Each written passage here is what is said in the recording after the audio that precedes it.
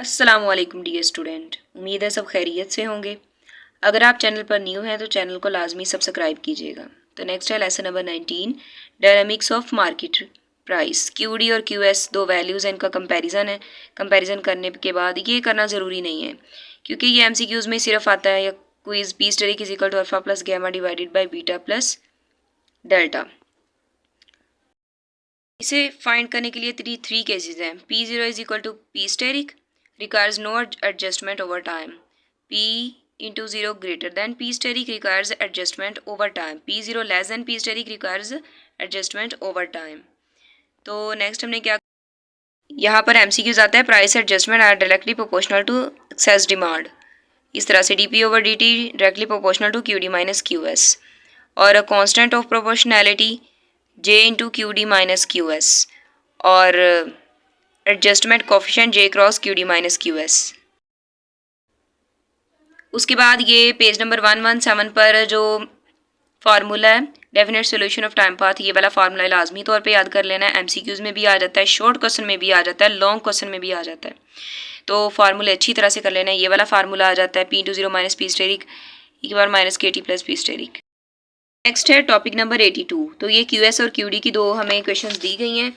Then हमने क्या किया है, QD ये वाला DP over DT is equal to 0.2 into QD minus QS।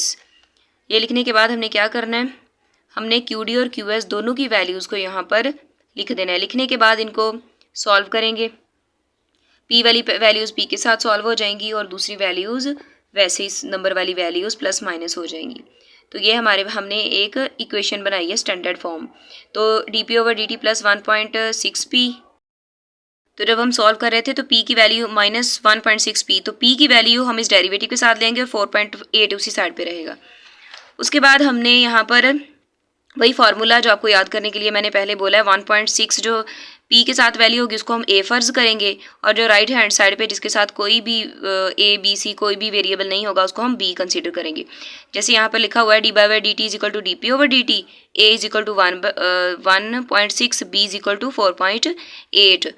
तो आगे हमने क्या करना है, तो हम सबसे पहले ये बताएंगे कि ये choice of case of the differential equation B does not equals to 0, यानी नॉन होमोजीनियस केस है A does not equal to 0, non homogeneous case है with A does not equal to 0, यानी A और B दोनों not equal to 0 होंगे तो वो non homogeneous case होगा।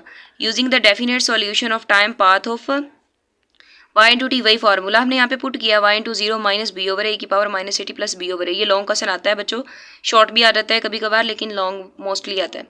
तो आपने क्या करना है, B और A की वैल्यूज़ हमारे पास हैं, तो हमने B और A की वैल्यू, B और A की वैल्यू यहाँ पे सारी वैल्यूज़ पुट कर देनी है। देखिए यहाँ पे जब हमने वैल्यूज़ पुट की हैं तो ये हमारे पास -1 की power minus 1.6T plus 3 answer आ जाएगा।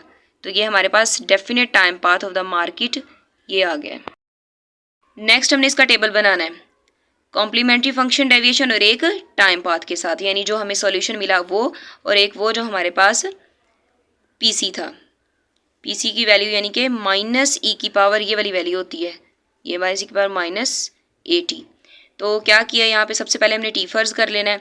तो T जो हमारे पास होगा वो हमने फ़र्ज़ किया है 0, T को हमने फ़र्ज़ किया है 0 1 2 3 4 5 6 7 8 9 1 0। तो फिर हमने क्या करना है, इन दोनों वैल्यूज़ में, इस वैल्यू में और इस वैल्यू में 1 बाय वैल्यूज़ पुट करते जाना है और लिखते जाना है।